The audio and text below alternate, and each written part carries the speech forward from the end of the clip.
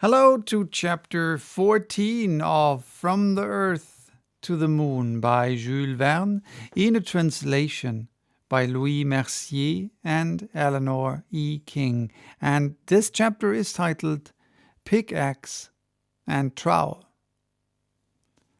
The same evening, Barbicane and his companions returned to Tampa Town, and Murchison, the engineer, re-embarked on board the Tampico for New Orleans. His object was to enlist an army of workmen and to collect together the greater part of the materials. The members of the gun club remained at Tampa Town for the purpose of setting on foot the preliminary works by the aid of the people of the country. 8 days after its departure, the Tampico returned into the Bay of Espiritu Santo with a whole flotilla of steamboats. Murchison had succeeded in assembling together 1,500 artisans, attracted by the high pay and considerable bounties offered by the gun club. He had enlisted a choice legion of stokers, iron founders, lime burners, miners, brickmakers, and artisans of every trade without distinction of color. As many of these people brought their families with them, their departure resembled a perfect emigration. On the 31st of October, at 10 o'clock in the morning, the troop disembarked on the quays of Tampa Town, and one may imagine the activity which pervaded that little town, whose population was thus doubled in a single day. During the first few days they were busy discharging the cargo brought by the flotilla, the machines and the rations, as well as a large number of huts constructed of iron plates, separately pieced and numbered. At the same period, Barbicane laid the first sleepers of a railway 15 miles in length, intended to unite Stones Hill with Tampa Town. On the 1st of November, Barbicane quitted Tampa Town with a detachment of workmen, and on the following day the whole town of huts was erected round Stones Hill. This they enclosed with palisades, and in respect of energy and activity it might have been mistaken for one of the great cities of the Union. Everything was placed under a complete system of discipline, and the works were commenced in most perfect order. The nature of the soil having been carefully examined by means of repeated borings, the work of excavation was fixed for the 4th of November. On that day, Barbicane called together his 4 men and addressed them as follows. "You're well aware, my friends, of the objects with which I have assembled you together in this wild part of Florida. Our business is to construct a cannon measuring 9 feet in its interior diameter, 6 feet thick, and with a stone revetment of 19.5 feet in thickness. We have, therefore, a well of 60 feet in diameter to dig down to a depth of 900 feet. This great work must be completed within 8 months, so that you have 2,543,400 cubic feet of earth to excavate in 255 days. That is to say, in round numbers, 2,000 cubic feet per day. That which would present no difficulty to 1,000 navvies working in open country will be of course more troublesome in a comparatively confined space. However, the thing must be done, and I reckon for its accomplishment upon your courage as much as upon your skill." At 8 o'clock the next morning, the first stroke of the pickaxe was struck upon the soil of Florida, and from that moment the prince of tools was never inactive for one moment in the hands of the excavators. The gangs relived each other every 3 hours. On the 4th of November, 50 workmen commenced digging in the very center of the enclosed space on the summit of Stones Hill, a circular hole 60 feet in diameter. The pickaxe first struck upon a kind of black earth 6 inches in thickness, which was speedily disposed of. To this earth succeeded 2 feet of fine sand, which was carefully laid aside as being valuable for serving the casting of the inner mold. After the sand appeared some compact white clay, resembling the chalk of Great Britain, which extended down to a depth of 4 feet. Then the iron of the pick struck upon the hard bed of the soil, a kind of rock formed of petrified shells, very dry, very solid, and which the picks could with difficulty penetrate.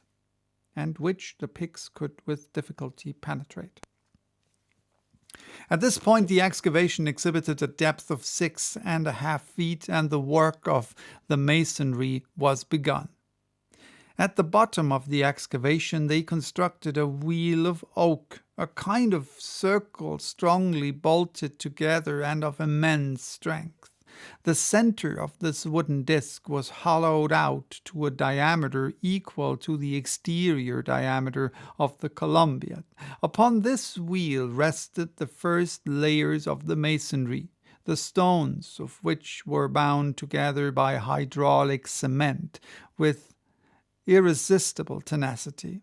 The workmen, after laying the stones from the circumference to the center, were thus enclosed within a kind of well, 21 feet in diameter. When this work was accomplished, the miners resumed their picks and cut away the rock from underneath the wheel itself, taking care to support it as they advanced upon blocks of great thickness. At every 2 feet, which the hole gained in depth, they successively withdrew the blocks. The wheel then sank little by little, and with it the massive ring of masonry, on the upper bed of which the masons labored incessantly, always reserving some vent holes to permit the escape of gas during the operation of the casting. This kind of work required on the part of the workmen extreme nicety and minute attention. More than one, in digging underneath the wheel, was dangerously injured by the splinters of stone. But their ardor never relaxed, night or day. By day they worked under the rays of the scorching sun, by night under the gleam of the electric light. The sounds of the picks against the rock, the bursting of mines, the grinding of the machines, the wreaths of smoke scattered through the air traced around Stones Hill a circle of terror, which the herds of buffaloes and the war parties of the Seminoles never ventured to pass. Nevertheless, the works advanced regularly as the steam cranes actively removed the rubbish. Of unexpected obstacles there was little account, and with regard to foreseen difficulties, they were speedily disposed of.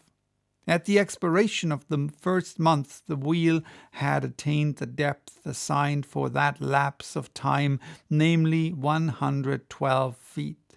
This depth was doubled in December and trebled in January.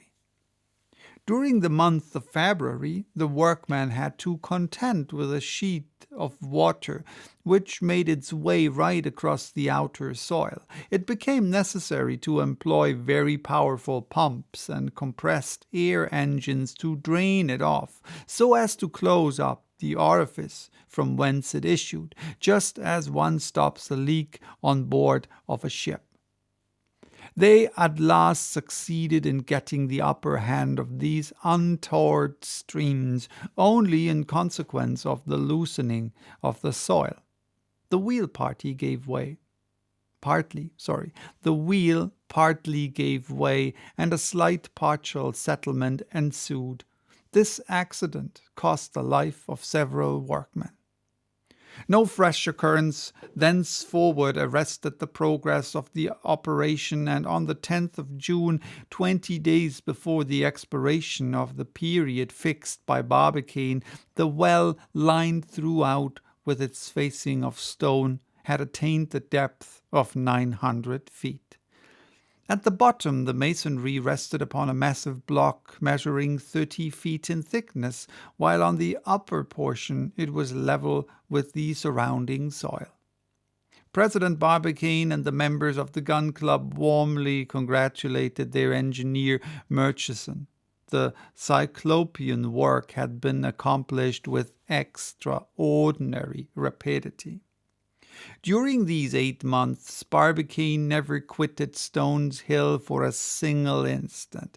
Keeping ever close by the work of excavation, he busied himself incessantly with the welfare and health of his workpeople, and was singularly fortunate in warding off the epidemics common to large communities of men, and so disastrous in those regions of the globe which are exposed to the influences of tropical climates.